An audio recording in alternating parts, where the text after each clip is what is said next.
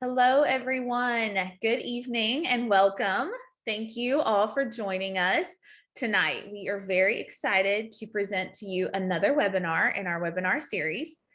Tonight's webinar is called Bullying and Craniofacial Conditions, Support and Solutions for Youth and Caregivers with Patricia Merrick of Children's Wisconsin. We do want to clarify that this session is for informational and educational purposes. It is led by a licensed mental health professional, but is not intended to diagnose or treat any illnesses or condition. No one on the call or in the comments can offer specific or individualized medical advice, but rather we are sharing from our own experiences and expertise. For medical advice and professional help, we suggest you contact your personal medical doctor or therapist. And the views, thoughts, and opinions expressed in this webinar belong solely to the speaker and not necessarily to the Children's Craniofacial Association, the speaker's schools, employer, organization, committees, or other groups or individuals. So once again, thank you. I'm Erica Klauber, the Executive Director of CCA, and I am here tonight with Dr. Merrick. And she is joining us from Children's Wisconsin, and I would like to share her bio with you all. As a pediatric psychologist at Children's Wisconsin, Dr. Merrick focuses on helping patients and families cope with chronic and acute illnesses and injuries. Her goal in working as a part of a child's medical team is for the children and families to continue to flourish in their daily activities while successfully managing their medical care to return to their activities after an injury. She enjoys working with patients in multiple settings, including the hospital, in medical clinics, and in her outpatient clinic to help patients and families achieve their individual goals. She is also an assistant professor at the Medical College of Wisconsin. So thank you so much, Dr. Merrick, for being with us tonight. And I'm going to just turn it right on over to you. Absolutely. Thank you so much, Erica. And thank you to the Children's Craniofacial Association for having me tonight. I was saying before we joined that I always love talking with groups like this. I love reaching out to families and to patients. And my hope is that this can really be a dialogue and that I can address any questions that you may have and that we can really make this a successful time that we all have together this evening. So a little bit about what I am going to be sharing tonight is just a little bit. We're going to talk about what is bullying so that we know what we're talking about. We will talk about the types of bullying. We'll talk about signs of bullying. That's a question I get a lot, is how will I know if my child's being bullied or somebody I love is being bullied? We'll spend a fair amount of time talking about prevention, preparation, and response. I have prevention in quotes there because I really think that prevention is more of a systemic issue. It is nobody's fault that they're being bullied. It is nobody's job to prevent bullying themselves, but it's really a societal issue and a systems issue. But there are things that we can all advocate for at the systems issue, the school level, those types of things to really make our community very, anti-bullying and inclusive. Preparation, how you can prepare your children for questions that they might receive, and what to happen if there is bullying or if there is questioning. Like Erica said, this does not replace medical advice. If you have any specific questions, absolutely reach out to your treatment team. This is just kind of more general thoughts. So what is bullying? I think it's important that we touch on this because not all negative social interactions are bullying.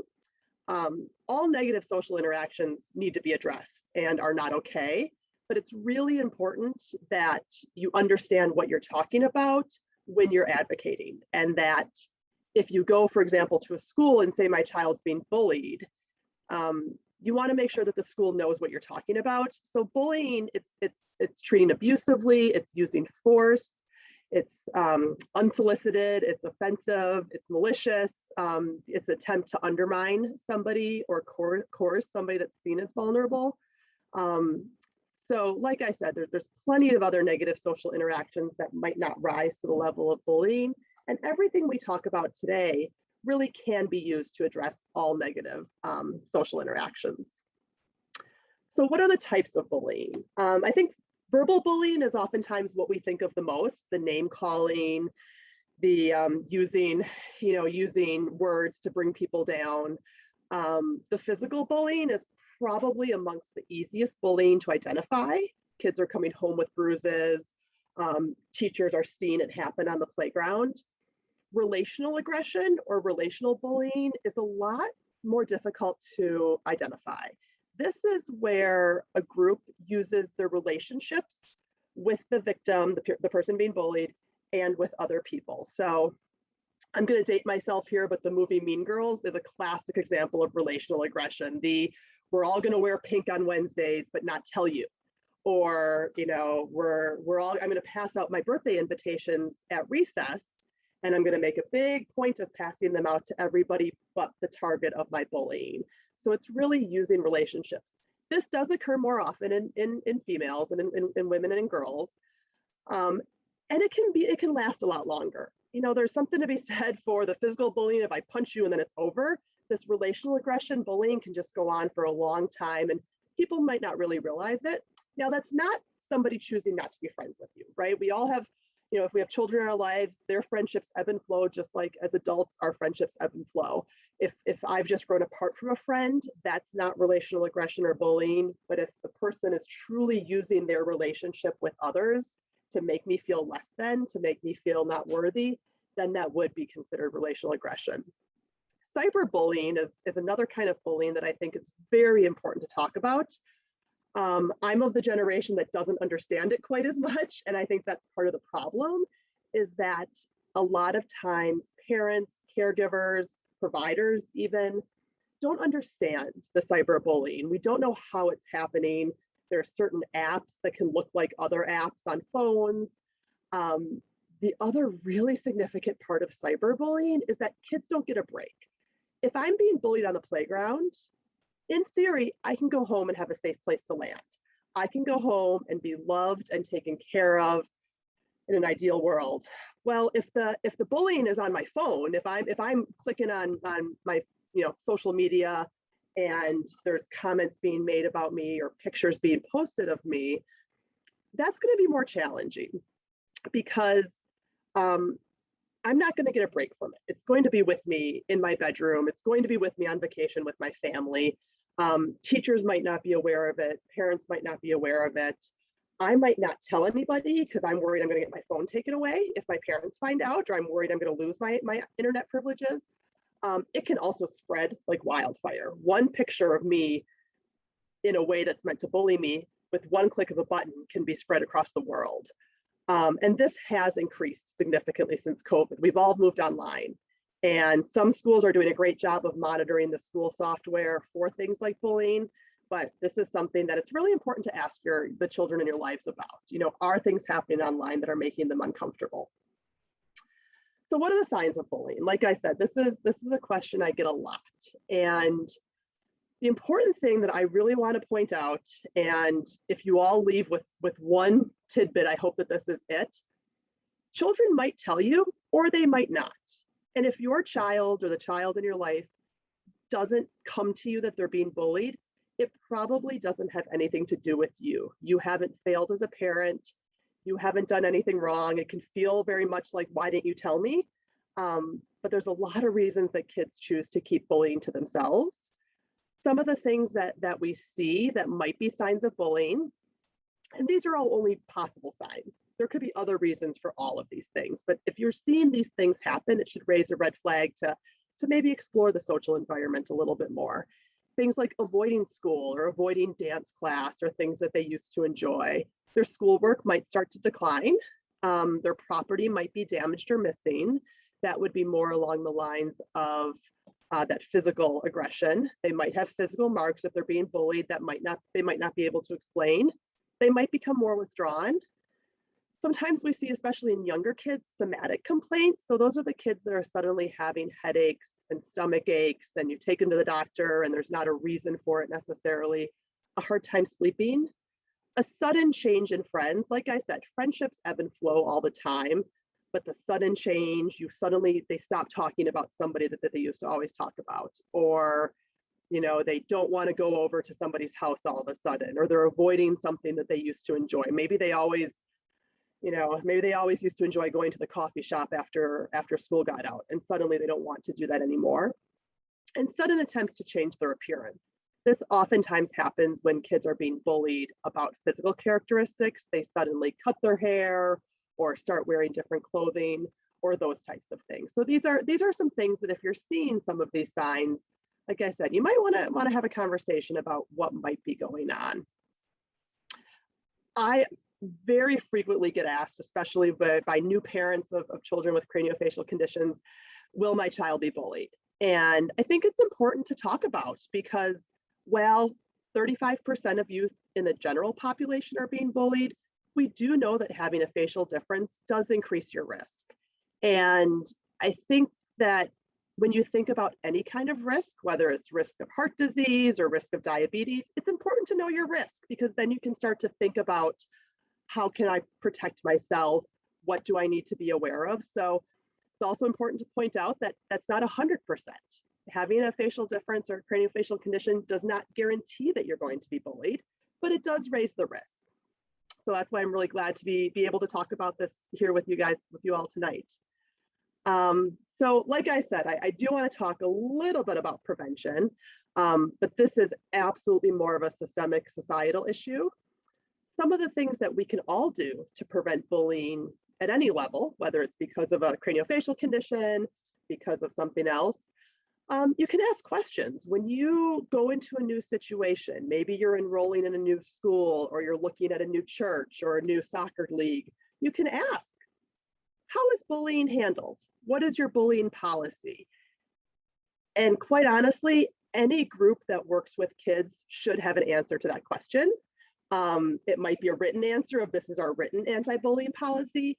It might be the coach saying, I don't tolerate it. If I find out that there's somebody being bullied on my team, I'm going to talk with the team about that. But everybody should have an idea of what they'll do if there's bullying happening in their setting. You can ask, how do you prevent bullying? How do you encourage inclusiveness? And we'll talk about this later, but an example, for example, on the soccer team is, does the coach change up pairs during practice, or does everybody just pick who they get to partner with on the activities? And then is there somebody always left out? You can also suggest interventions prior to bullying behavior. So the interventions against bullying can be very simple to very complex. There are quite a few formal curriculums that are written mainly for school settings to prevent bullying. I don't endorse any specific one. That's why I don't have any specific ones listed. But if you're working with your school, you can talk with them about curriculums and do they have a curriculum that talks about social awareness, that talks about being anti-bullying, those types of things. You can also, the other end of the kind of formal scale of, very formal interventions versus just less formal interventions might be things like a teacher saying, in the books that we read in the classroom, we have books that talk about things like facial differences. We have books that talk about different kinds of families. We have books that talk about, differences, and we just have those as part of the classroom. You can look at the books. I'm thinking of younger schools here, or younger grades. You can look at the books in the classroom, and are they inclusive? Do they have a lot of representation of different types of people, different conditions, those types of things? If not, maybe you can suggest them. How are differences celebrated in a setting versus not? And I think the last thing I'll say about prevention is, I think any setting that says, oh, bullying doesn't happen here. That's it, doesn't happen here. I think it's worth a further conversation, because I think we know that bullying can happen everywhere. And I would rather a team or church group or school or whatever it is acknowledge this is how we'll handle it than say it doesn't happen here. So if they do say it doesn't happen here, you might need to be more of an advocate to help the adults in that situation understand that it could absolutely happen there. What can schools do? And actually, it really could be any group. I have schools on here, but it could be any group. Like I said, ensuring an environment is inclusive.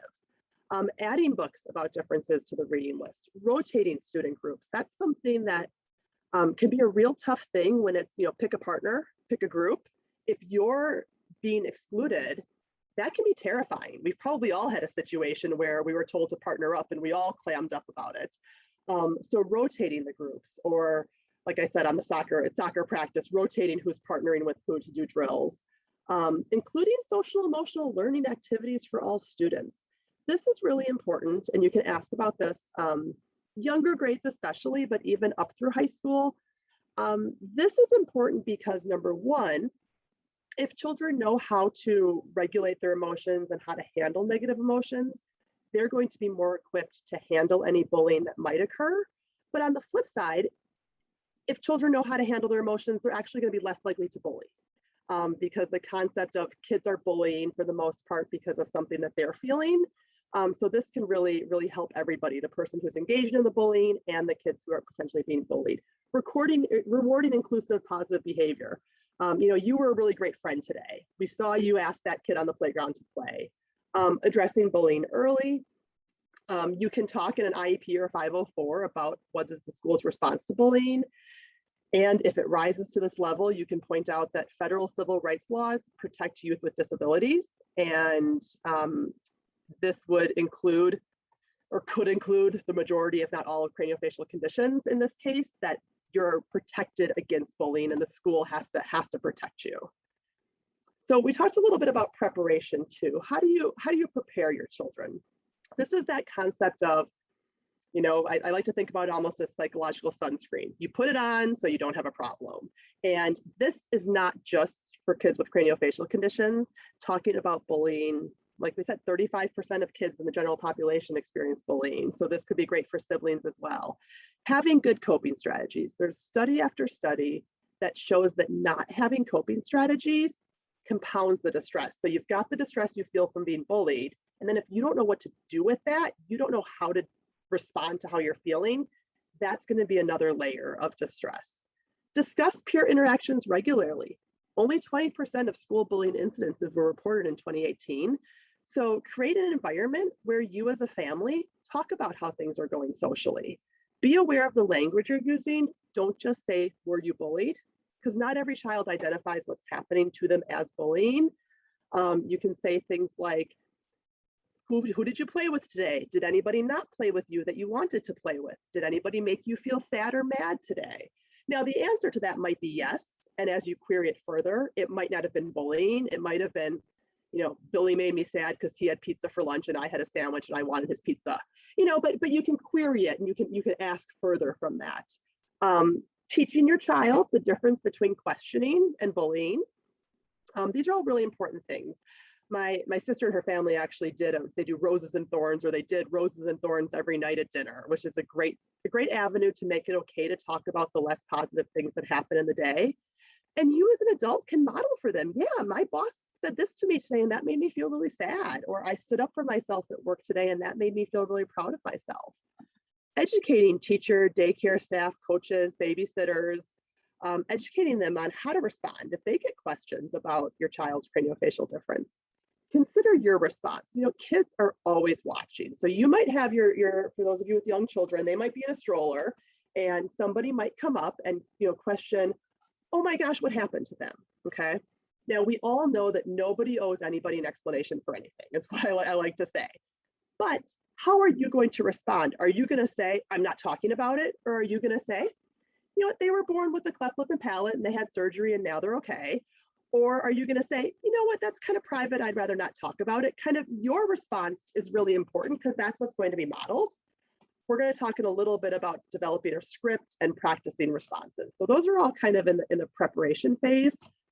I get a lot of questions about classroom talks. Should we do a classroom talk? Should I go in and bring in the baby book and do a PowerPoint or whatever it is? I don't have an answer to that question. My answer to that question is always, what does your child want? Classroom talks about any medical condition can be incredibly effective and helpful ways to educate, which can absolutely decrease bullying, but your child might not want that. If your child wants a classroom talk, that's great. The next question is, do they want to be a part of it or not? They should have as much control over the classroom talk as possible. They may say, "Dad, I want you to go in and do the talk, and I don't want to be there for it." Great. Then they can go and be a helper in the office or something during that talk. There's also other ways to do education in a little bit more subtle way, such as I know a lot of schools do Star of the Week, or something like that. And then you can say, hey, we're doing your baby picture for Star of the Week. Do you want the picture before your first surgery or after your first surgery, or both, or those types of things? So kind of think about how to educate classmates and really keep your child at the center of how that happens. And know that it might differ from year to year. Your third grader who loved you going into doing the classroom talk may not want you to do that when they're a sophomore in high school. So know that it might change. How should you respond? If you find out that your child's being bullied, breathe. The very first thing I want you to do is take a breath, because your heart will be breaking and you will go into, let me have Adam mode. You will go into protective mode, but breathe, okay? And thank them for telling you. That's a big deal that they told you. If you found out a different way, thank them for being willing to talk with you about it. That's gonna make it okay for them to talk to you in the future. You wanna discuss the who, what, when, and where, which will help them in the why. So this will help with, was it questioning that, once again, they can choose to answer or not, or was it true bullying? It might have just been general questioning of, hey, why do you wear glasses and what's that scar from? Then you can talk with them about answering questions, but it hasn't risen to the level of bullying. Like I said before, using a variety of language. Bullying, was anybody mean? Did anybody make you sad? Those kinds of things. Encourage youth to help be part of the plan. So you might want to call the school that minute or go down the street to the kid down the street and yell at them. But what does your child want? Doesn't mean we're going to go with what they want, but we want them to be a part of it. Do they want you to talk to the school? Do they want you to talk to the parent? And then we want to address the bullying in some way, shape, or form, and support your child in using some of the things we're going to talk about next. So what we know doesn't work. Ignoring doesn't work. I've been guilty of saying it too. Oh, just ignore them. It might work, but we need to have more tools than just ignoring. We know that adults bulldozing in probably isn't going to be the best thing. It might actually make the situation worse. If this includes adults trying to talk to the caregivers of students. I've had parents on the playground look for the other kids and try to talk to them directly. You really need to, if it's a school situation, you need to go through school staff. If it's at an after school program, you need to go through the after school staff.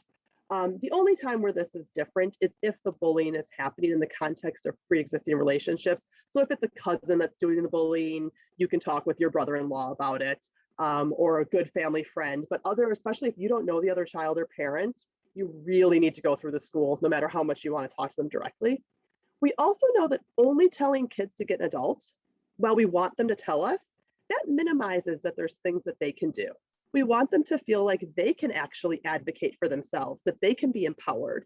Ideally, they're responding, and we're going to talk about that response in a minute, and then they're telling you what they did. Or if they're responding and it's not effective, then they're telling you. We want both. We want them to tell an adult, but there's things that kids can do, and we want them to feel empowered that they can handle it. So how can youth respond? What can you coach your children to do? Really, we were talking about assertiveness here. There's three kind of personality styles. There's passive, I just kind of withdraw inward. There's aggressive, I punch you in the face. And then there's assertive, which is I stand up for what I need, I stand up for what's right, and I do it in a confident way. Active ignoring. That is, I said ignoring shouldn't be the only answer. Absolutely not, but it can be one solution. Active ignoring is just, I don't care, and I'm going to go over and I'm going to go play with this person over here, and I'm not even going to listen to you. Leaving the situation can absolutely be helpful. And what's usually most helpful is seeking out social support. So finding your group of friends or joining the, t-ball game or whatever it is, versus just kind of walking away. Telling the person to stop. Stop. I don't like that. That's not okay. That's not nice. Now that might lead to more bullying, but that also shows them that what they're doing, that you're going to stand up to it. Using humor in an appropriate setting, and oftentimes with older kids, that can be like, yeah, maybe I had to have surgery, but I got to have ice cream for breakfast, or something like that. We usually don't encourage the person who's being bullying back and making fun of the person back, because then it just becomes a whole battle and everybody's going to get in trouble. Getting adult help, like I said, that should be one of the ideas, but not all of them. And then responding. Sometimes responding purely factually, if I'm making fun of how you look and I say, well, this is why I look this way, because I had this many surgeries and because this happened. that can actually bring a bully down a couple notches sometimes if they realize that you're going to respond. Responding to questions, using simple language. We want to talk about nonverbal communication. So you want to practice this with your child. The tone of voice, eye contact, posture, smile. You know, if I'm talking like this really quiet, you guys can't even hear me. Versus if I'm open and I'm assertive, you know, we talk about kind of the power pose. That can be good to kind of think about. I like to think about taking up space and encouraging people to take space up, because oftentimes when people are saying things to us that we don't like, that hurt us, we shrink in. And if I can think about taking up space, and if I can think about being big, I mean, it's in the animal kingdom, right? The bigger you are, the less intimidated you're going to be. It's also important to think about siblings. Siblings are oftentimes forgotten. Sometimes you think, well, my child's a baby, we don't have to worry about this bullying yet. But if you're taking your sibling with a or you're taking your baby with a craniofacial condition to their soccer, you know, to the sibling soccer games or to church, the sibling might be getting questions. Hey, what's up with your brother? Or hey, why was your brother in the hospital? Or, you know, those kinds of things. So we want to make sure siblings know how to respond to questions as well, even before you might be thinking about how to talk to the child with a craniofacial condition. So this is a very kind of simple, kind of formal way. And we're actually going to kind of wrap up after this and open it up to some questions. But this is a really simple thing that you can start doing. It's called rehearse your response. It's actually kind of scientifically, empirically validated. And it's a 3-step response to questions / bullying. You know, it kind of, if it's overt bullying, if it's real mean bullying, this might not work. But the first, you know, you kind of think about, it's label, reassure, and end. So the label is create a simple 2 to 3 sentence response to questions. You know, we've found that sometimes children with craniofacial conditions don't know how to talk about their story because it's just who they are. They might not know how to say, you know, this is what I was born with, or this happened to me. So what are you going to say if somebody asks? You know, for example, if we're talking about like cleft lip and palate, I was born with my lip and the top part of my mouth open. The doctors helped close the opening when I was a baby, and I'm now working on my speech. Simple, concrete, not too personal. Reassuring statement. You know, kids are, especially younger kids, are so egocentric. They think everything's related to them, including, can I catch what you have? Is it contagious, or could it happen to me? So it doesn't hurt, because they also want to make sure that, you know, they also worry that you're hurting. You know, it doesn't hurt and you can't catch it. And then an ending statement. And I like to think that there's 2 options to how you can end. You can simply end by saying something like, that's all I'd like to share today. Thanks for understanding. If you want kind of a hard end. What I have actually found works better is changing the topic and changing the topic back to the person. We all love to talk about ourselves. So if somebody asks me a question about myself, I'm probably going to answer it. So, you know, if I said, hey, what's that? What's that on your face? Born this way, the doctors, you know, helped close it. I'm working on my speech. It doesn't hurt. What are you going to do this weekend? And suddenly the person who was asking the questions, or who was maybe starting to do a little bit of teasing or bullying, suddenly they're thinking about themselves and they're excited to talk about themselves. But it's also perfectly okay to say, that's all I'm going to talk about. I used a dartboard analogy a lot in my practice of who knows what in terms of medical history. And I like to think about the middle of the dartboard as like the child, the parents, and the doctors. The next level out might be siblings, grandparents, aunts and uncles, and so on and so on. Unfortunately, people in those outer rings sometimes think they should be in the inner rings. They don't realize where they are. You know, a teacher might say, well, you had surgery. You were out for surgery. What kind of surgery was it? What was it like? And it's okay to say, I'm not comfortable sharing that. And I like to say that kids and parents get to decide who's in what ring. That if I'm not in that middle ring, I don't decide where I am. You decide where I am in your dartboard of knowledge. It can be really great to practice these responses with a confident tone of voice, that assertive body language, to be big, take up space.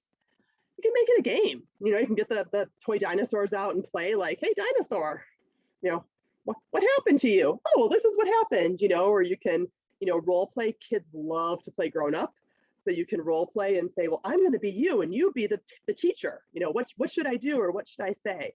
So the goal is that the first time your child answers questions about their craniofacial condition, that they already have an answer, that they've already talked about it, that they're expecting the question, they're prepared for it, they've got that sunscreen on just in case the sun comes out.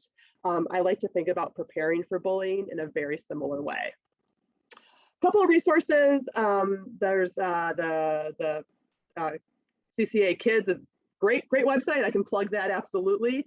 Stopbullying.gov is the government's website about anti-bullying, and actually it's got a lot of great resources for schools as well. So if your school says, we don't know what to do, or the coach says, I don't know what to do, you can go there. APA has great resources as well.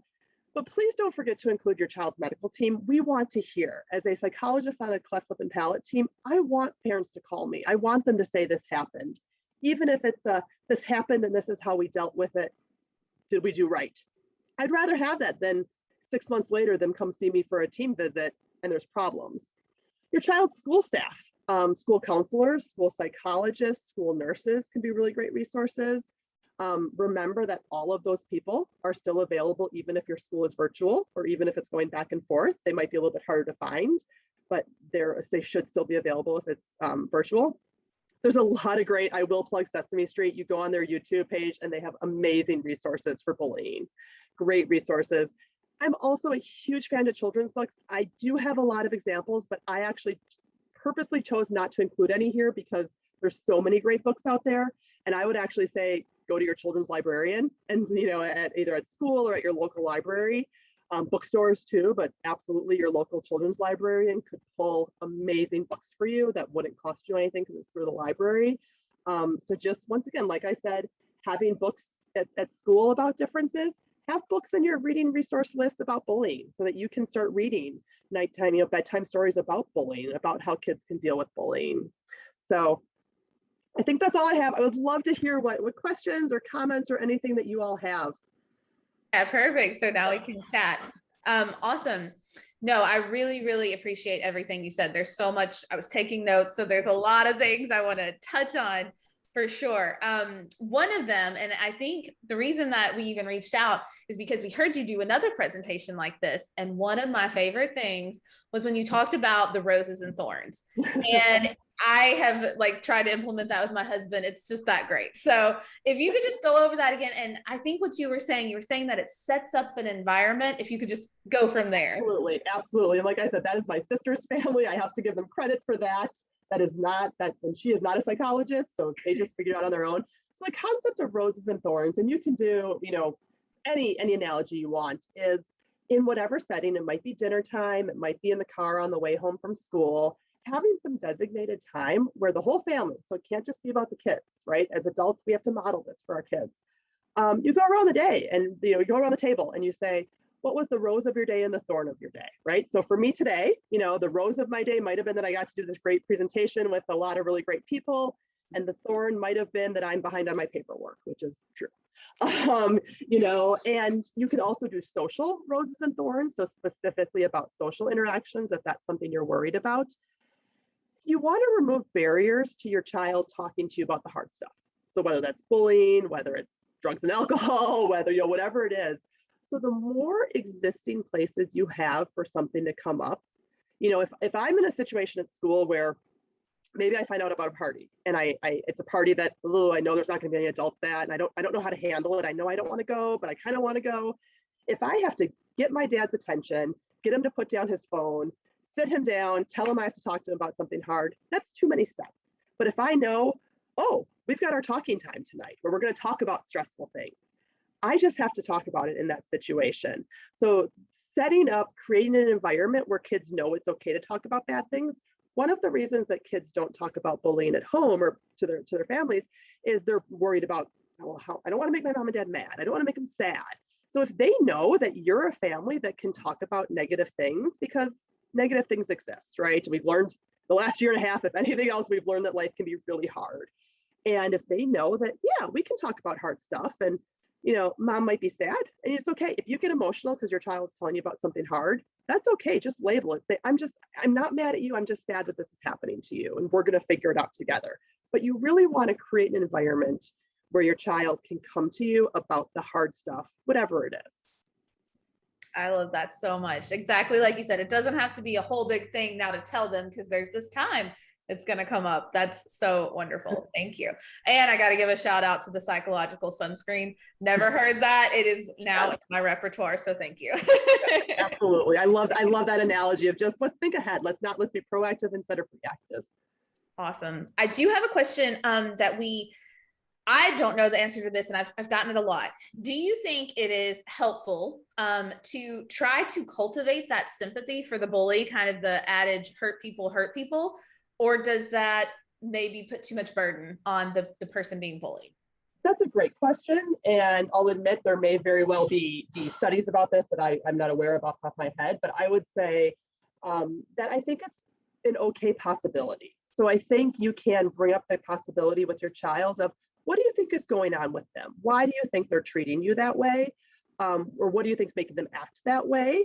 And your child will let you know if they want to go there or not. Because I absolutely believe that any child, the majority of children who bully are bullying for a reason. And so once again, if you can cultivate some of that empathy and that the concept of it's not actually about you as the target of the bullying, that can be really helpful. If you'll get the sense if you're bringing it up and your child's going, I don't care what's going on in their life. This was really hard for me. Then hit the brakes on that. And it's okay to say, okay, well, we're not going to talk about that right now, but it's absolutely okay to bring that up as a possibility. And you can talk about how it doesn't make their behavior okay. Just like when your child's unhappy, their feelings are okay, their behavior's wrong. It can be that same analogy, but it absolutely is appropriate to bring it up as a possibility of what's going on. Awesome. Thank you for some clarity on that. Yeah. We do have a comment question, and I think this is a really great question. So can you talk more about bringing up bullying in the IEP? And I guess, do we need to assume that a child already has an IEP for bullying to be a part of that? Absolutely. So, in a dream world, the IEP process is calm and organized and collaborative and all of those things, which I know, unfortunately, sometimes it is, sometimes it isn't. I would say, if your child already has an IEP related to speech, perhaps, or something like that, the other option, and this is kind of taken the long way around, and so if your school's willing to work with you, that's honestly better. A Section 504 plan is a federally mandated. Section 504 is part of the law, which is why it's called Section 504, for children with medical conditions that impact their learning. So kids with diabetes, kids with cystic fibrosis, those types of things. So that would be another avenue to consider bringing up. You can say, my child's craniofacial condition is a medical condition. You can write in things like missing school for surgeries and how are they going to get the work that they're missing. You can also write in the bullying there. In my experience, it can be, if you can work with the school without bringing out the big guns of the IEP, that's oftentimes better, but just know that can be a fallback for you in terms of the federal protections. And sometimes even just saying to the school, my child has a right to be safe in school. And right now they're not safe because they're being bullied because of their craniofacial condition. Do I need to look into their federal rights? Sometimes just saying that lets the school know that you're aware that they have a right to be safe in the school setting. Now, I also think it's important to point out, schools also, based on federal law, cannot tell you about discipline for another student, okay? So they may be disciplining the bully. The bully may have an IEP for their behavior and they may be getting intervention. So just because the school won't tell you what their response is, doesn't mean there's not one. That student's privacy is respected and is protected just like your students. Excellent point. Thank you so much. I'm going to kind of combine two questions here. So one of the questions is, as a parent or an adult, how do you regulate these emotions? And do you expect these emotions to change at certain intervals, or is it really truly child-based? So, someone using humor at a different age than someone being like little encyclopedia. Perfect question. I love that question. The very simple answer to that is developing some insight into what your brain and body are doing when you're stressed, when you're anxious, when you're angry, and then figuring out how to do the opposite. Okay, so if I'm nervous and I find myself breathing very shallow, I'm going to focus on some really deep breaths. Okay, If I get tight muscles when I'm mad, when somebody's making fun of me, I just get so mad, and that, sets off my cortisol and all those things. I'm going to do some relaxation. Okay. If I get stuck on a loop in my brain of, if I start internalizing some of the things that are being said about me by the bully, and I start saying, I am blank, changing those thoughts, challenging them. Kids especially, but adults as well, we do really well with things, stress balls, bubbles, those those pop-its, things that have all the little buttons. When I was a kid, we just popped bubble wrap, and now somebody's figured out how to market that and make a lot of money off of it. But those kinds of things can be really helpful. There are amazing books about relaxation. There's great apps. I will, say that there's a lot of really great free apps for your phone, whether it's meditation or mindfulness. So really, I think, like I said, the basic answer is developing the opposite of what your body's doing to quiet that fight or flight response that you're having when you're in a point of stress. It is very child specific. Some kids are going to be really quick on their feet with humor. Other kids are going to do much better with other things. I like to think about toolboxes, and the more tools we have, the better we're going to be able to fix the problem or address the problem. So I like to think about having a couple of things I can do if I'm having really negative thoughts. I think about changing the channel in my brain to a better channel. I think about that kind of challenging my thoughts, or what would I say to a friend in this situation? A couple of things I can do with my body: deep breathing, muscle relaxation, belly breathing, put a stuffed animal on your belly and watch it go up and down. A couple of things I can do verbally to respond. So really, it's best to have a whole wide variety of responses. And like I said, these things work for adults too, in terms of our work lives and our stress and those kinds of things. So I think the more options you have, the better. Definitely. Thank you for that as well. Another question, let's see. So do you advocate, so a kid or a child has had a really tough time. Do you think that is appropriate to indulge them? Because we do see kind of this happening a lot. And then when the indulging stops, there's kind of a cliff. So how do you moderate, the treat yourself mentality after a hard day versus other types of maybe better behaviors? Absolutely. That's a great question. That's a great question. And I think I come down to feelings versus actions, right? And you can feel however you want. You can feel sad, you can feel mad, you can feel stressed. And Mr. Rogers, I remember, used to say, however you feel is okay because it's how you feel. But then what do you do with that? And I am a big believer in adding comforting things in versus taking away rules and obligations and things. So you know what? If we're polite to each other in our family, and if I come home and I've been bullied and I yell at my brother, that's not okay. Okay, the feeling I had, the frustration I had is okay. But the fact that I took it out on him, I still need to apologize to him for my behavior. So rules and structure also help kids feel safe. As much as we don't want rules, they make us feel safe. And I got to go back to the last year and a half again. I think we all felt really unmoored at times in the last year and a half when our routines went away, when our structure went away, and kids feel that especially. And so, it's okay to sit down at the end of the day and say, I know you had a hard day. Thank you for telling me. Thank you so much for talking to me about what happened at school today. I'm so sorry that happened. We have a good plan to figure out, we have a good plan to figure out how to address it. We have to do our chores still tonight, but if we get those done, do you want to read an extra book? Do you want to read an extra story? Do you want some extra snuggles? So I think adding on the love, the affection, whatever it is, versus taking away all the rules and the structure, I think is really the better way to go, because we don't want to be treating kids differently because they're being bullied, because it almost reinforces that they can't handle things. A really good point. That's an excellent point. Thank you. So what if you have, so I can definitely identify with the needing to rehearse and, as a child being just taken so off guard when someone would say anything.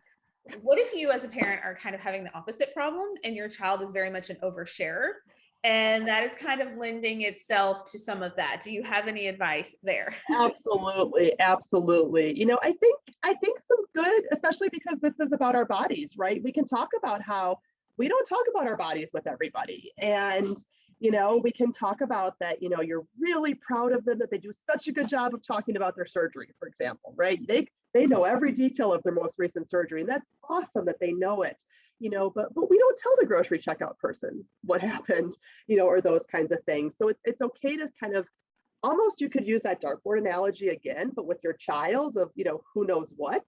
And, it can be the same thing as, just like we don't talk about everything that happens at home with everybody in the world. This is your medical history, and let's talk about who are good people to talk with about it, because kids are sometimes notorious for oversharing, like you said, at times where I've had, especially with kids, I'm going to use the cleft lip and palate again as an example, kids that are taking their, shooting things out of their noses because they can from their mouth and all of those things, and getting into trouble for it. So I think it's really just kind of what do we talk about where? Yeah, I love that dartboard analogy too. That's a really, really visual one for our visual learners out there. I'm going to transition because we do have an adult question, and then I get one a lot that we hear in kind of our adult support groups. Mm-hmm. So when it comes to just staring, I'll ask this one first. Yeah. How, and you can give maybe more of an adult response, thanking a parent or an affected adult. When someone or a group of people just will not stop staring, that probably doesn't fit the criteria of bullying. What have you found to be effective tools with those situations? Absolutely, absolutely. I would say that that's a perfect example of one of those things that might not be okay, but doesn't rise. If you go to the school and say my child's being bullied, they're going to say no, they're not. But it's also not okay. It doesn't feel good. And I will give a caveat that I am answering this question as somebody who doesn't have a craniofacial difference. So I'm answering it kind of from the professional mode, but I understand that probably, to be quite honest, some of the people here probably have even better answers for me about it. And I think there's a couple of different things, and I'm going to use that toolbox analogy again, right? I mean, there is the stare back and just stare them down and make them uncomfortable too, which not every person's going to feel comfortable doing. There's the, you got a question? In a more aggressive way, or the, hey, hi, I'm Trisha, nice to meet you. Kind of that concept of, especially if you're somewhere that they don't know, where they maybe don't know you, you can kind of disarm them by walking up and introducing yourself. If it's something that happens regularly in a setting that you're in often, like school or the soccer field, or I keep using soccer tonight, I don't know why, soccer field or whatever it is, that it can be something that could be addressed with the higher ups. But I think there's a lot of different ways. I mean, ignoring in that case, potentially, physically moving, you're still going to feel it. And I know that if people are staring at you, but kind of moving, finding a neutral thing, if you want to disarm them a little bit, once again, hey, it looks like it's going to rain, or something that, because oftentimes they're not expecting you to respond in that situation. So I think sometimes if it's parents responding, it can even be, do you have any questions? I noticed you staring. Got any questions that I can answer for you? So that was just kind of a whole kind of spectrum of different answers, but that can oftentimes be a harder situation than somebody who's just calling you a name. Because if they're calling you a name, it's negative, right? So I understand that can be a real challenging situation sometimes. Absolutely. Yes. And I think that it's good to kind of have a toolbox full of responses. So whatever you're feeling in the moment, especially as a parent, it can be all kinds of days. And so you got to use what fits the day and what fits the moment. And like you said, if it is, a lot of people do talk about this in a repeat scenario, maybe it is time to say, hey, this is happening. But like you said, use the tool that fits the scenario. Another adult question is pretty specific, but I think it can be extended out. So this person is in college and they have a condescending professor, and a lot of people get this a lot. I assumed you were younger, or your voice is immature, or, I'm surprised you're here. Those kind of comments that are not, they're just condescending. That's the perfect word for it. Mm-hmm. So how do you handle this as an adult to kind of establish your validity and your presence in the room? Absolutely. First and foremost, take up space. When you're responding, take up the space that you have earned by being there. Because if you are in college, you have earned that space, no matter what they think. So take up the space, even if you feel like an imposter. Take up space, shoulders back, all those things. I really like to challenge, question, and challenge back. I'm surprised you're here. Why do you say that? Really get to force them to really think about what they just said. And oftentimes they'll realize that it was ridiculous. Or the information piece. Yeah, my voice sounds different. It's because of this, this, and this. Any other questions? They're being condescending, and it's hard because there is a power differential there, right? It's a professor. It's a smaller school. You might have that professor again. So I think that, like I said, either explain, just give them the information. They might not deserve it, but it might make your time in the class easier if you give them the information, or question back. Why do you say that, or what makes you say that, or have my actions made you think I don't deserve to be here, or oh, I got an A on the test, so of course I'm here, or whatever it is. So I think if you can really challenge them, obviously, kind of if you need to advance it, if they're continuing to be condescending in a university setting, there's usually an ombudsman or somebody like that if you needed to go to, you could. That's really escalating it to a higher level. But I think that if depending on the level of the situation, and I think too, knowing that if you do feel like it needs to be escalated, you're probably not the only one. So you escalating it up might be helping other people as well. But I think probably the easiest, I say that in quotes, I understand, but is to really challenge them back in a real neutral, like, why do you say that? What makes you say that? And they probably won't have an answer, to be quite honest. Or they'll realize that their answer is really stupid, to be honest. That makes a lot of sense. And I love take up space. That is so important. And you said that several times tonight. And I just want to highlight that. That is the biggest thing. If your body language conveys that, you convey that, I am here and it's not going to be an easy road to keep down this path. Yeah, exactly. Yeah, well, we are running out of time. I think the last one that I would ask you, and then I'll touch on one, is the self-advocating part. When do you start with children on that? And does that make them more, I guess, resilient, or do they have better sunscreen on? Mm-hmm. I mean, I would say sooner rather than later for all self-advocacy, not just for kids with craniofacial conditions. The more, and I think we're getting better at this. I mean, an example I'm going to use is, when I was growing up, I would never have thought to question if I hugged a relative. And I feel like now we're learning that kids can advocate. If they don't want to hug somebody, it's okay for them to say, I don't want to hug grandpa, whatever it is. I can't be rude to grandpa, but this is my body and I can kind of control what happens with it. So I think, from very young, talk to your baby about what makes them awesome, what makes them great. They have a great laugh, they're so loved, they have great feet, whatever it is. And I believe some of that's going to get in even when they're babies. And as they get a little bit older, just start talking about self-advocacy sooner rather than later and model it. And I say that especially for, I'm going to make a huge generalization here, but a lot of the moms in the group and a lot of the women in the group, we're not great at self-advocacy. We're just not. It hasn't been reinforced in our lives. So the more you can model it for your child, for your children of boys and girls, the more they're going to learn. So model it yourself. And it's never too early, I think, to start with kids knowing what they want and knowing how to express it. That is perfect. Thank you so much. I certainly appreciate you being here with us tonight and closing out what is Craniofacial Acceptance Month.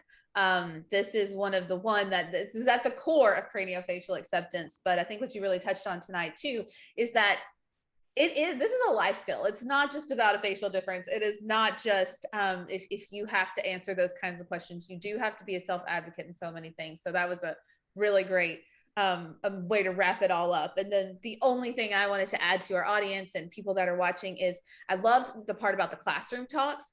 I think this is so important.